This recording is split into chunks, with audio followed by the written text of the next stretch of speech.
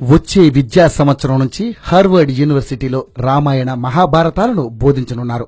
భారత మత గ్రంథాల ద్వారా రచనా సాహిత్యాల బోధన అనే అంశాన్ని సిలబస్ లో చేర్చినట్లు హార్వర్డ్ యూనివర్సిటీ ప్రకటించింది. రామాయణ మహాభారత ఇతిహాసాల్లో శ్లోకాల రూపంలో వర్ణించిన మత పరిస్థితులను ఈ సిలబస్ లో చేర్చినట్లు అధికారులు తెలిపారు. వేదవ్యాసుడు వాల్మీకి చెప్పిన విషయాలను ఆధునిక మత పరిస్థితులకు అనుసంధానించి విద్యార్థులకు బోధిస్తారు. భారతీయ ఇతిహాసాలలో ప్రతి అంశం మానవ జీవితానికి సంబంధించిన దీర్ఘ సంక్లిష్టమైన కథనాలు. ద్వేషం, యుద్ధం వలన కలిగే నష్టాలను మహాభారతం హుందాగా వివరిస్తే రామాయణం భారతదేశం ప్రేమ కథలతో ఒకటని హార్వర్డ్ యూనివర్సిటీ సగౌరవంగా ప్రకటించింది. అనేక మంది పరిశోధకులు శతాబ్దానికి పైగా రామాయణ మహాభారతాలను తాత్విక లేఖన గ్రంథాలుగానే అధ్యయనం చేశారు. అయితే భారతీయ సాహిత్య సంపదను ఉపఖండంలో ఎక్కువగా విస్మరిస్తున్నారని హార్వర్డ్ యూనివర్సిటీ ప్రొఫెసర్ అన్నారు. కేవలం రామాయణ మహాభారతాలనే కాదు, వీధి నాటకాలు, తోలుబొమ్మలాటలు కూడా ఆధునిక విధానంలో బోధించనున్నారు. ఈ కోర్సు పూర్తయిన తర్వాత వీటి గొప్పతనాన్ని అభినందించకుండా ఉండలేరని వారు వ్యాఖ్యానించారు. ఈ గ్రంథాల గొప్పతనాన్ని అభినందించడానికి పలు రకాలుగా వీటిని అభివృద్ధి చేసి హిందూ మత సాంప్రదాయాలను కొత్త పుంతలు తొక్కిస్తా అని హార్వర్డ్ యూనివర్సిటీ పేర్కొంది.